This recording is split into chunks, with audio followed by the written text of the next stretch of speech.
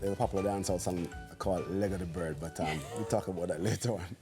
Welcome back, Sunrise. You've probably heard the term bird flu before. What exactly is it? Is it really from birds? What causes it? And should Jamaicans be worried? In this segment, we're going to unpack everything you need to know about avian influenza. Welcome Director of Policy Programs of Veterinary Public Health at the Ministry of Health and Wellness, Dr. Gyles. Welcome, Doc. Oh, this is an interesting subject and a timely one, too. Oh, this is an interesting subject because the first thing I want to clear up is any confusion. Bird flu, it really come from bird? It does. It does. So as the name suggests, bird flu is also called avian influenza. It's a very contagious viral disease, usually coming from birds. All right. What is very important about this disease is that it's also zoonotic. So humans can get bird flu, Right. other mammals can get bird flu. So even though the origin is usually from birds, other animals can be affected. Okay. Well, and when humans are affected, we spread human to human? So far, there has not been any such case of human-to-human spread. Okay. All right. We have seen, though, in 2024, which has proven to be a very interesting year, the spread of the virus for the first time, possibly from mammals to mammals. Because historically, once a human gets infected, the origin was always from a bird. But last year, we really saw some interesting movements as to how the virus really operates. Is it a specific type of bird, or any bird can get bird flu and then pass it on? Any bird can get bird flu. However, it's most commonly seen in waterfowl, so like the ducks and the geese and so on, but it can be passed on to any bird. Waterfowl. Waterfowl. First, we ever hear waterfowl, you know, next time I see a duck, I'm going to say, boys, look at the waterfowl. I know the first thing that most of us think about when we think about these particular diseases, we say, oh, it's not Jamaican, it's not here, it's foreign, you know. Is that the truth? And is it safe to travel to some of these places that it's found, that is common in? All right, knock on wood, we have never detected bird flu in Jamaica. However, we do import the majority of our hatching eggs come from the US. And so, you know, we are exposed. As I said before, humans can also get infected and they can pass it on to other birds.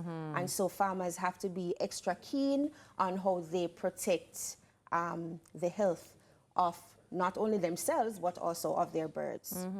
How do you do that? How do you protect the... And that's an excellent question. And at this time, I'd want to underscore the importance of biosecurity.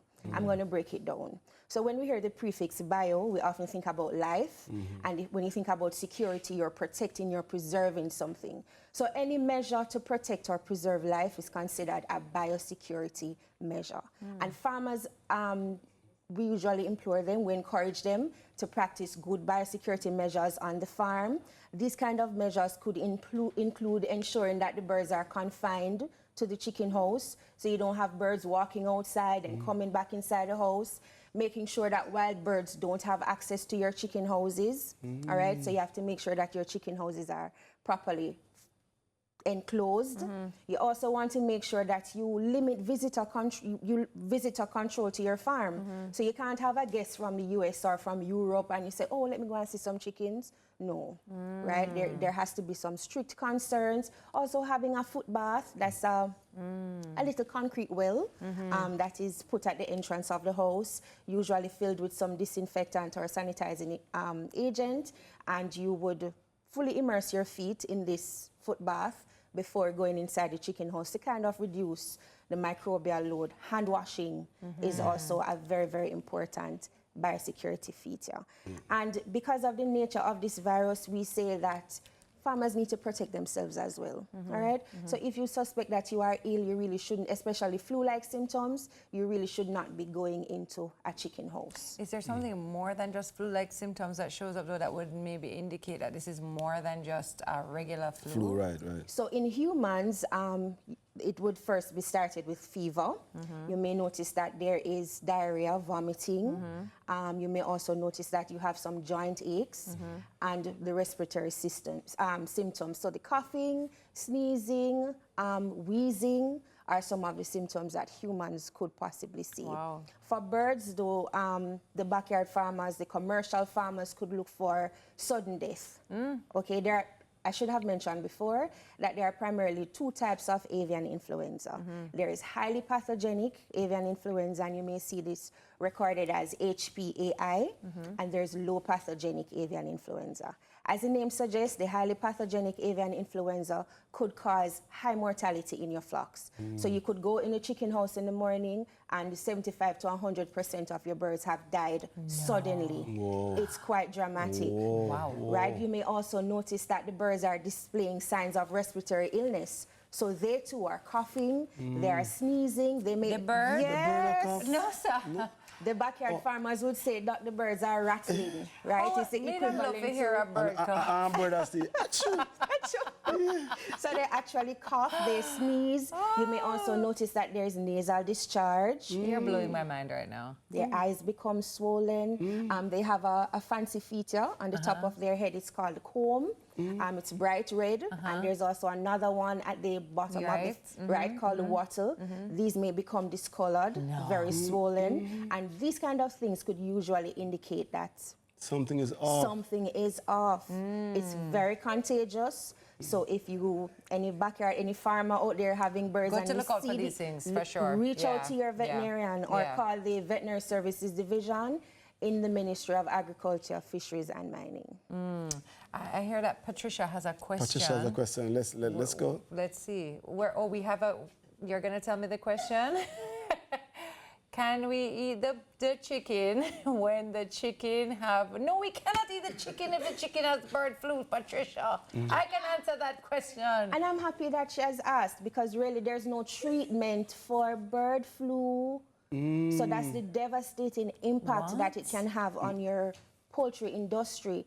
Once the birds have been diagnosed, once it is detected, the only remedy, the only mode of action is total depopulation. I was going to ask you, how do you eradicate it should, in the worst case scenario, that happen here? How do you eradicate that? So we'd have to just start Isolate. over from scratch. Stop it! We cannot afford that! Exactly. Hey, look here. Exactly. Jamaica is chicken country, right? We consume just about 2.2 million kgs of chicken meat weekly. And so should a disease like this really hit Jamaica, it would just be absolutely Look at that with the devastating. biosecurity one more time. Yes, exactly. Our affidavit That's what I'm very saying. I mean, because what kind of assurance can we get? Should we have? What can be done? We just have to do prevention. We're being made aware Yes. right now. Yes. But what are some of the practical things that we should be mindful of? I mean, I know you've given us a number of things, you know what I mean? But perhaps the shortest list of practical things that we need to do to be. All right, so you keep your birds healthy, pay attention to your birds. I noticed that I kind of paid a little more attention to the chickens that produce meat, but the birds that lay eggs can also get affected.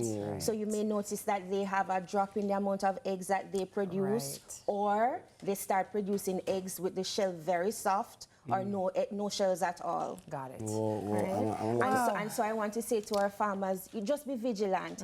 Pay attention to your birds. They usually do a very good job at, I mean, this is an investment for them. So they usually... And the home backyard farmers too who may have laying hens or whatever, keep an eye. Or Be wild vigilant. pigeons that just settle on top of your Or house. any waterfowl. Thank you for mentioning the pigeons. I know sometimes the farmers get excited. They go to the bush and they find strange birds and they're thinking, oh, they're all birds. So we can put them in the same house and they'll be fine. It's not a good practice. Yeah. I have one more question. Sure. John Crow can get bird flu? It's a bird. Oh It's my a God, bird. okay. Wow, interesting. All right, thank you so No, much. you see why I said at the beginning, Lego the bird. Lego the bird, but You don't understand? Lego the bird. That's all the time we have for WAGS, brought to you by True Pet. Our guest has been Dr. Gyles, Director of Policy Programs of Veterinary Public Health at the Ministry of Health and Wellness. I would really like to see a bird sneeze or cough. No, I'm very What kind of interested sound? by it. My goodness. All right, Sunrise will be right back after these messages. You notice we haven't said it once today? Yeah.